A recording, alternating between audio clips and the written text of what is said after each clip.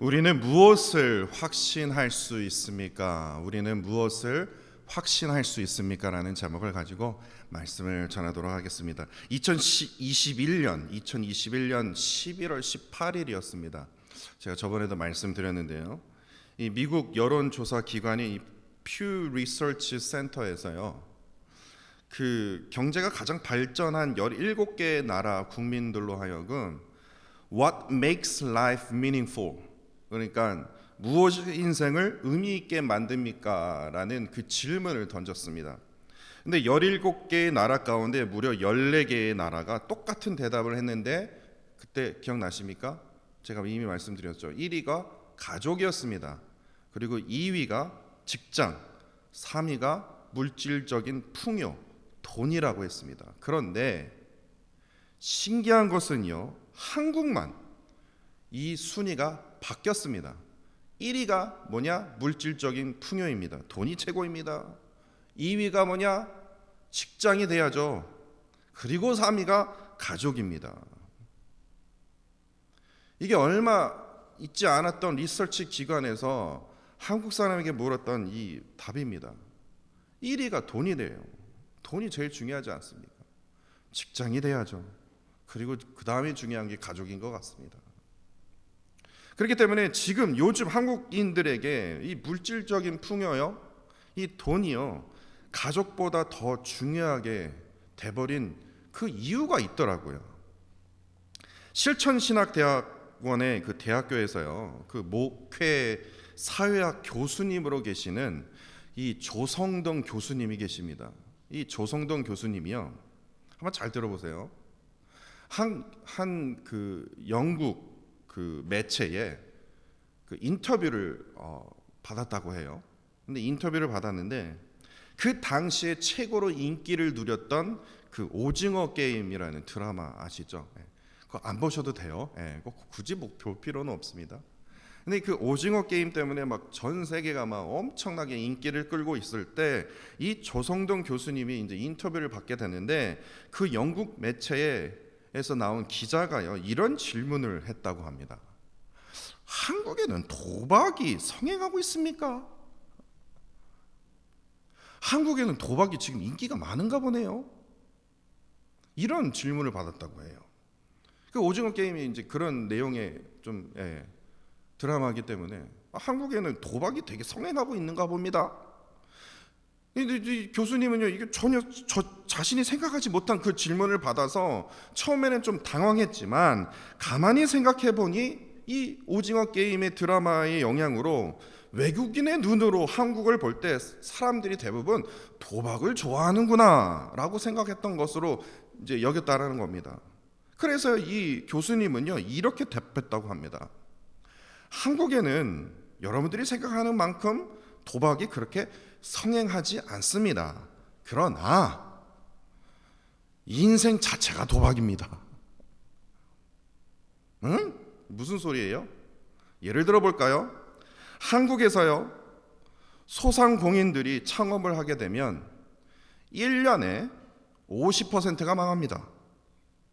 3년이면 80%가 망한다고 합니다. 이 자체로만 본다 한다면 도박이 아닐 수 없습니다. 그런데 더 놀라운 사실이 무엇인지 아십니까? 그렇게 위험도가 높은데도 전 세계에서 소상공인 비율이 한국이 제일 높습니다. 그렇기 때문에 한국인은요, 따로 도박을 찾을 이유가 없습니다. 왜냐? 인생 자체가 도박이기 때문입니다. 그러자 요즘 젊은이들이 어떤 줄 아십니까?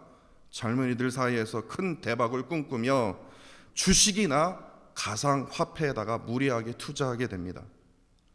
젊은이들 사이에서 주식이나 가상화폐 코인에다가 투자하지 않으면 뭔가 시대에 뒤떨어진 것 같고, 뭔가 되게 모자란 것 같고, 가만히 앉아 있으면 손해보는 것처럼 느껴진다고 그들은 말한다고 합니다. 그러면서 이 조성동 교수님이요, 그래서 이렇게 결론을 맺더라고요. 이 시대는 일상의 가치마저 바꾸어 놓았다. 성실함이라는 가치는 이제 바보 같음과 동의어가 되었다. 적은 돈이지만 노동을 통해서 정기적으로 벌고 그것을 저축하는 것으로 이 시대를 쫓아갈 수 없다고 이들은 생각한다. 그래서 자기 사업을 해보려고 하고 아니면 위험이 따르는 투자에 돈을 넣는다. 그러나 성공했다는 사람은 그렇게 많지 않다. 많은 사람들이 이렇게 낙오자가 되어 살아간다. 어제 뉴스 보셨죠? 비트코인 엄청 내려갔다고요. 주식 엄청 망했다고요. 낙오자들 지금 아마 엄청 많을 거예요. 무리해서 뭐 영끌을 하든 뭐 그런 단어가 있지 않습니까? 이 글을 보면서요, 많은 생각이 들었습니다. 많은 생각이 들었어요. 아니요, 이건 한국 얘기잖아요. 아니요, 여기서도 마찬가지예요. 미국에 살고 있는 한국인도 마찬가지예요. 아니요, 세계 어느 나라에 살고 있던 한국 사람들은요 똑같아요. 똑같이 낙오자가 돼요. 조성동 교수님의 그 글을 읽으면서 이런 생각이 들었습니다. 코로나로 인해서 세상이 너무나 빨리 변해가고 있지 않습니까? 빨리 변해가니 앞으로 세상을 예상하기가 이전보다 더 힘들어진 겁니다. 예상하기가 힘들어져요. 예상하기가 힘들어지니 불확실이 존재하게 되고, 불확실이 결국에 어떻게 해요? 불안을 가져다 주니 그렇게 어디에다 집중하게 돼요? 돈에다가 많은 사람들이 큰 집착을 하게 된다라는 겁니다. 그렇기 때문에 성실함이 바보로 여겨지는 세상으로 이제는 변화되었다라는 겁니다. 그러나 하나님을 믿고 따르는 그리스도인에게는 어떻게 됩니까? 이 세상의 불확실로요, 지금 세상에 매스컴으로 계속 나오지 않습니까? 이제 경제가 이제 망할 거다, 크게 망할 거다, 계속 불안한 거예요. 그 불안으로 두려워하지 않는다라는 거예요. 그리스도인은 절대로 뭐 그렇게 봤자 뭐 하냐고요. 왜냐? 하나님이 지켜주시기 때문에. 성실함이 바보로 여기는 세상과 달리 하나님을 향한 그 믿음으로 성실히 최선을 다해 살기 때문에 그렇습니다. 두려워할 이유가 없어요. 이것이 왜 가능합니까?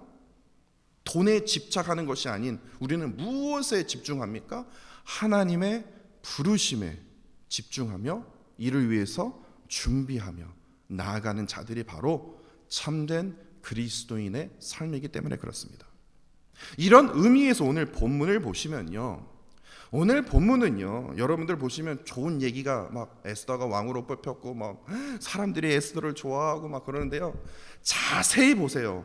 이거는요 너무나 비참하고도, 다시 말해서 무겁고 어두운 그림자로 가득한 오늘 본문의 말씀이 아닐 수 없습니다. 왜냐? 그 이유에 대해서 제가 설명해 드릴게요. 12절을 보시면요, 이제 신하들로부터 끌려온 수많은 처녀들이 이제 아수로 왕에게 나아가게 됩니다. 이거부터 자체가요, 이거는 큰 어두움으로 가득한 겁니다. 왜냐? 왕에게 나아갔다라는 것은 그냥 왕에게 얼굴을 보여주면서 no, pass, 이게 아니에요. 그런 식으로 생각하시면 안 됩니다. 이 왕에게 나아갔다라는 것은요, 이제 두 가지 의미를 이제 거기서 찾을 수 있는데요. 첫 번째 의미는요, 왕에게 나아갔다, 이것은요 이 신중함을 의미합니다. 신중함이요. 이게 무슨 말이냐? 처녀가 이 아수로 왕과 대면하기 위해서는요 무려 12달 동안 준비를 해야 됩니다. 12달 동안 자유가 없어요. 어떻게 하냐? 성경 말씀에 기록된 것처럼요, 6달은 몰약 기름으로, 또한 다른 남은 6달은 향품과 여자에게 쓰는 다른 물품을 써서 어떻게 하냐? 자신의 몸을 정결하게 해야 합니다. 그 외에 활동은 할 수가 없어요. 그러면 이게 무슨 아수로 왕이 결벽증이 있어서 그런 거 아닙니까? 이렇게 생각할 수 있지 않습니까? 그게 아니에요. 왜 아수로 왕은요 그토록, 또 그 신하들은 그토록 처녀들에게 이토록 정결을 강조했을까요? 그 힌트가 바로 2장 1절을 보시면요, 아수로 왕이 즉흥적으로 자기 왕후 와스디를 그냥 폐위시켰는데, 이제 그 노여움이 잠시 가라앉을 때에 자신이 주흥으로 인해서 즉흥적으로 폐위시킨 왕후 와스디를 생각했다는 겁니다. 다시 말해서 자신이 행한 일에 대해서 후회한 거예요. 내가 왜 그런 행동을 했지? 이놈의 술 때문에야. 분명히 그랬을 거예요. 그렇기 때문에 다시는 실패하지 않으리라 하기 위해서 어떻게 되냐? 1년의 시간을 둔 겁니다. 1년의 시간을 두어서 즉흥적인 아닌 신중을 기한 것이에요. 그렇기 때문에 처녀들에게 그런 과한 요구를 한 것입니다. 왜냐? 자신이 실패한 것에 대한 두려움 때문에요. 근데 두 번째가 이게 더 암흑한데요. 왕에게 나아갔다라는 것은 그냥 왕의 얼굴을 보여주는 것이 아니라 성관계를 의미합니다. 이건 성관계예요. 이때 당시 어떤 일이 벌어졌냐면요, 성경에는 기록이 되어 있잖아요. 역사 이 순으로 이렇게 살펴보면요, 이 아수르 왕이요, 이 살라미스 해전에서 엄청나게 대패했습니다. 그리스에게요. 그리고 1년 후에 이 아수르 왕이요, 다시 제정신을 차려서 이 플라타이아 전투에서요, 그리스에게 또 대패를 당합니다. 아주 그냥 묵살을 당한 겁니다. 그 신하들은 어떻게 하겠어요? 눈치를 보면서 어떡하든요, 이 전쟁의 패배로 지금 이 지친 왕의 마음을 위로하기 위해서 12달 동안 잘 준비된 그 처녀들로 하여금 왕의 성적인 뭡니까? 욕구에 채우기에 바빴어요. 제가 이거 무리한 해석이 아닙니다. 제가 찾아본 나온 결과입니다. 왕후를 뽑기 위해서요, 신하들에게 끌려온 수많은 처녀들이 왕후가 될 수 없기 때문에, 뭐 왕후가 5명입니다, 10명이 그렇게 할 수 없지 않습니까? 근데 처음과 관계를 딱 갖고 나서 마음에 들지 않고, 아니 얼굴 보자마자 그냥 얼굴이 못생겼어 그러면요, 14절을 보십시오. 대부분 왕과 한 번의 만남을 가진 후에 왕이 마음에 안 들면 어디로 보내줘요? 둘째 후궁으로 보내봅니다. 그러면 둘째 후궁에서 어떻게 되는 겁니까? 일평생 거기서 그냥 갇혀서 사는 거예요. 자유가 없는 거예요. 그러니까 왕이 딱 노하면요, 그 이름을 다시 부르기 전까지는 둘째 후궁에서요, 일평생 그 처녀는 계속 살아야 돼요. 솔로로 살아야 된다는 겁니다. 이러한 형태를 어떻게 말합니까? 이거 완전히 이거 제도화된 강간 아닙니까? 뽑히면 대박이고 안 뽑히면 완전히 진짜 그야말로 둘째 후궁에서 평생을 그냥 일평생 홀로 살아야 된다는 겁니다. 명분은요, 왕후를 선택한 제도라고 하지만 사실은 왕후 선택을 가장한 이 왕의 뭡니까? 이 성적 욕망을 채우기 위한 어리석은 이 신하들의 작당이었다라는 겁니다. 결국에 아수르 왕이 어떻게 죽었는지 아십니까? 자신이 뽑은 수많은 후궁들, 이 둘째 후궁에서 있었던 이 수많은 이 후궁들의 음모로 인해서 암살을 당해서 죽게 됩니다. 찾아보세요.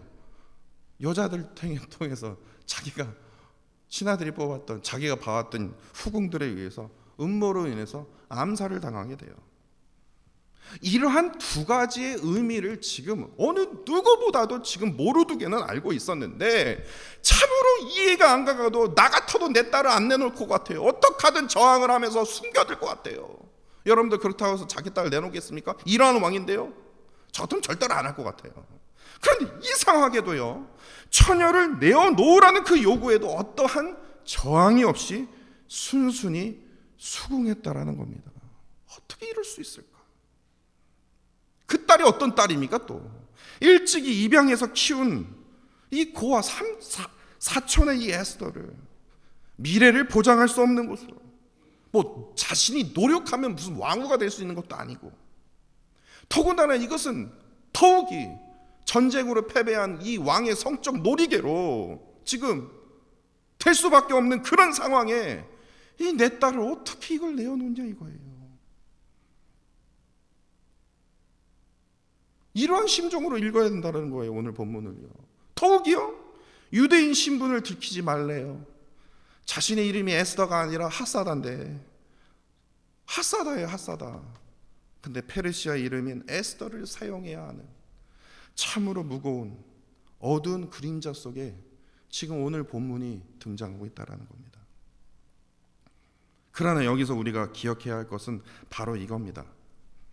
만약에 오늘 본문이 딱 이렇게 끝났다라면요, 이건 참 비참한 거다 라고 해석할 수 있으나, 앞으로 에스더가 왕으로 된 이후의 사건들의 그 이야기를 하나하나 우리가 이제 살펴볼 예정인데요, 우리가 살펴보게 된다면요, 이 모르드게가요, 페르시아 제국에 대한 이 모르드게의 이 태도는 그냥 단순히 무서워서 복종,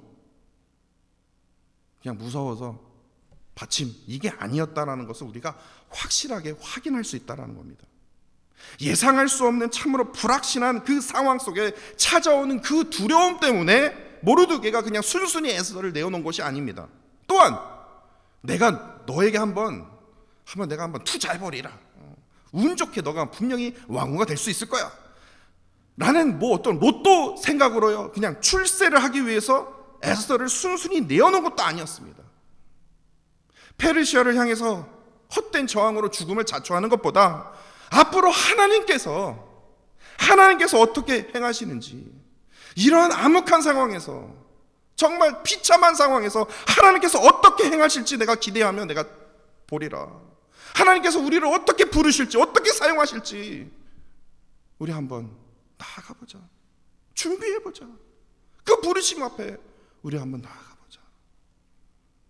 그 위기를 용기로, 기회로 한번 삼아보자. 이거예요. 그렇다면 이제 여러분들이 제일 듣고 싶어 하시는 것, 오늘 본문에서 하나님께서 에스더를 통해서 어떻게 역사하실까요? 이제 그게 중요하지 않습니까?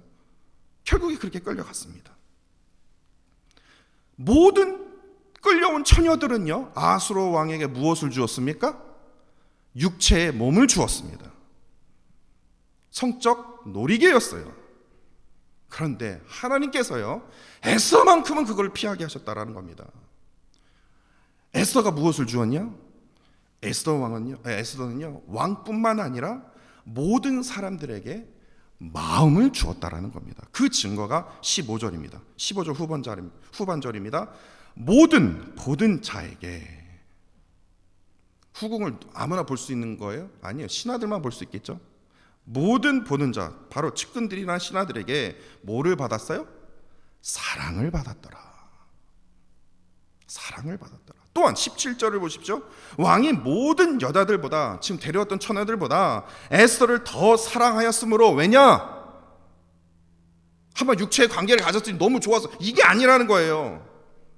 에스더를 더 사랑했으므로 그가 모든 처녀보다 뭐예요? 왕 앞에요 더 뭐를 받았어요? 은총을 얻은지라. 이게 하나님께서 역사하시는 방법이라는 겁니다. 그러면 우리가 이런 질문을 할 수밖에 없어요. 어떻게 해서 이런 사랑과 은총이 가능할 수 있냐고요. 왜 이렇게 가능할 수 있었을까요? 신하들로부터 억지로 끌려온 처녀들은요 한번 상상을 해보십시오. 하나같이요 이거 앞을 예상할 수가 없는 거예요. 내일은 어떻게 될까? 그렇기 때문에 처녀들이 하나같이요 큰 불안과 두려움으로 자신의 처지를 비관할 수밖에 없을 것이에요. 그렇지 않습니까? 저 같아도 그럴 것 같아요. 끌려오면요 덜덜덜덜 떨면서 내가 앞으로 이제 어떻게 될 거지? 마음이 불안과 두려우며 떨게 있기에 얼굴 표정이 어떻겠어요?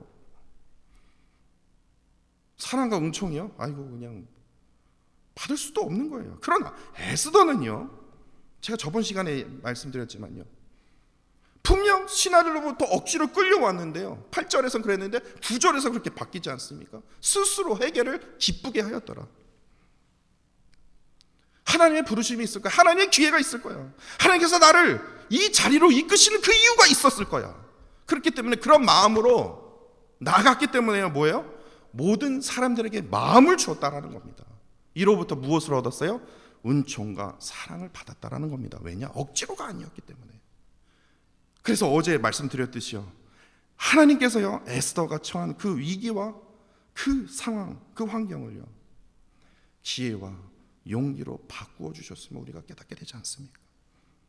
15절을 자세히 보십시오. 15절을 보시면요, 궁녀를 주관하는 내시 헤게가 정한 것 외에는 다른 것을 뭐예요? 구하지 아니하였다라고 기록이 되어 있습니다.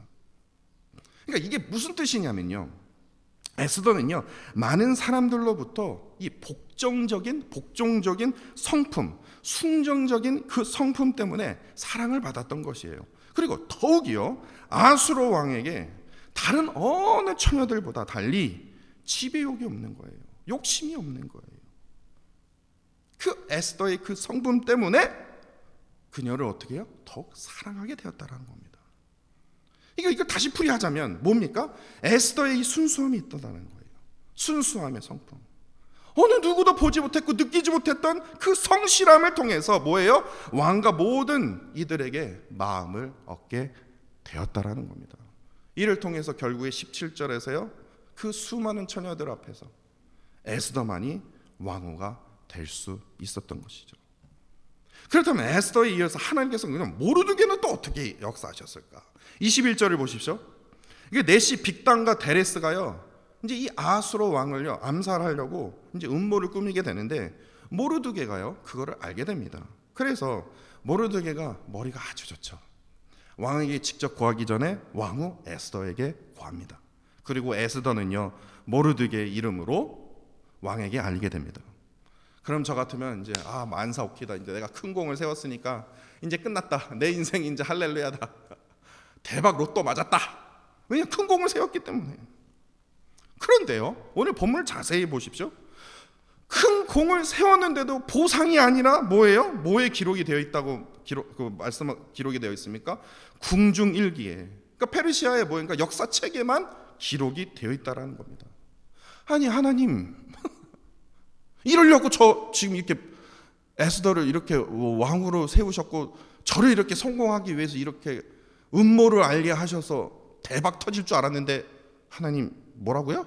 궁중일기에만 기록이 되고 아무도 모른다고요? 이거 하나님 해도 너무한 거 아닙니까? 라고 얘기할 수 있어요. 근데 여기서 끝나는 것이 아니야. 아주 하나님께서 얼마나 기가 막히게 이것을 딱 세이브를 해놓으신 이유가 있어요. 나중에 이제 살펴볼 이야기지만요, 에스더 6장에서요 하나님께서요 아수르 왕을요 깨우십니다. 일어나, 잠을 못 자도록 깨우셔요. 그래서요 그 할 일도 많을 텐데, 그 중에서 궁중일기에 기록된 이 모르드게의 큰 공을 그때 늦게나마 알게 하십니다. 하나님께서 그렇게 이끌어 주세요. 근데 그때 당시에 뭐가 있습니까? 이 원수 하만이 이 모르드게를 죽이려고 했거든요.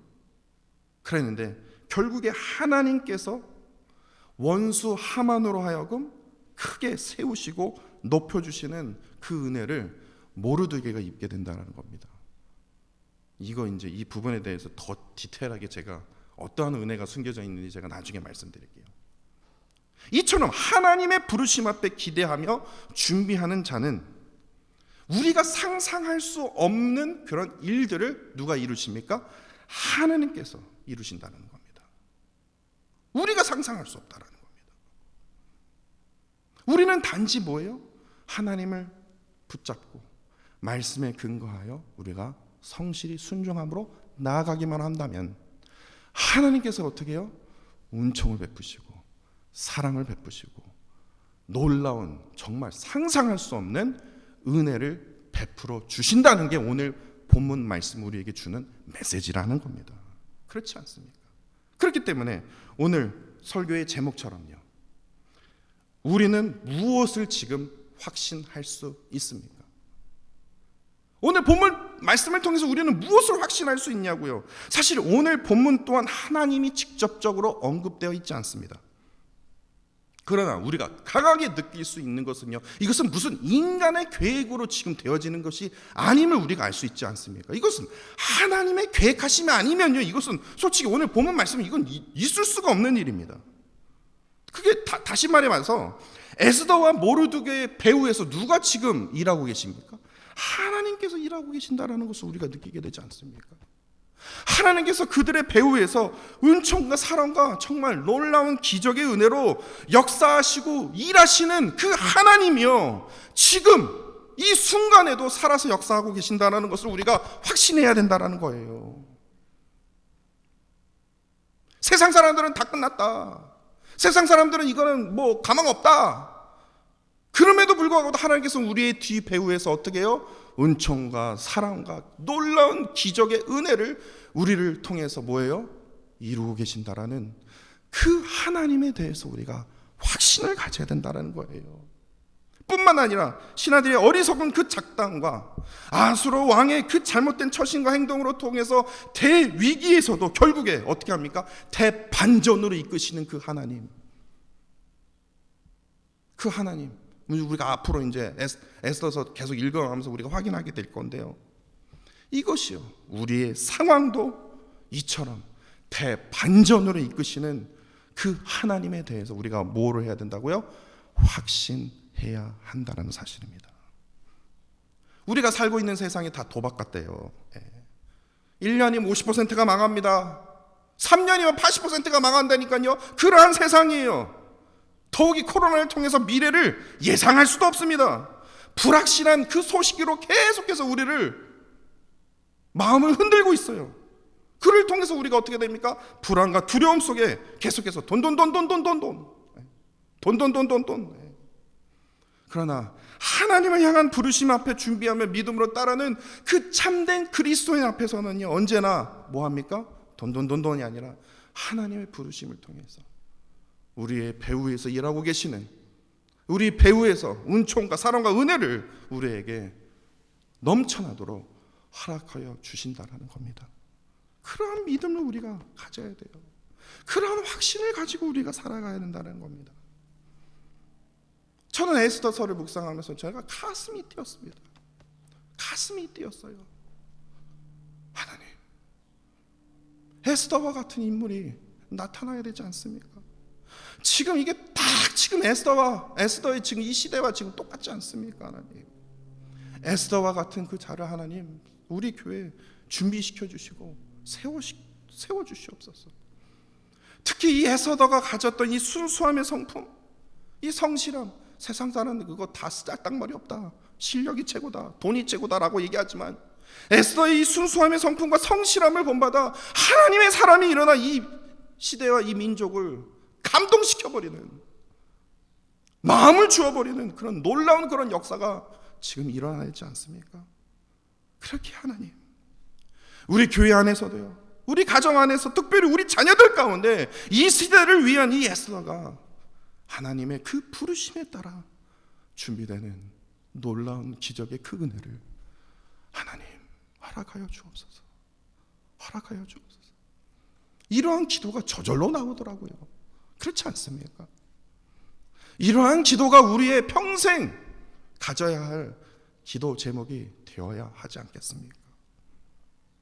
하나님께서 우리가 속한 모든 곳에서 지금 여전히 일하고 계심을 믿으시기를 바랍니다. 우리 뒤에 배후에서요,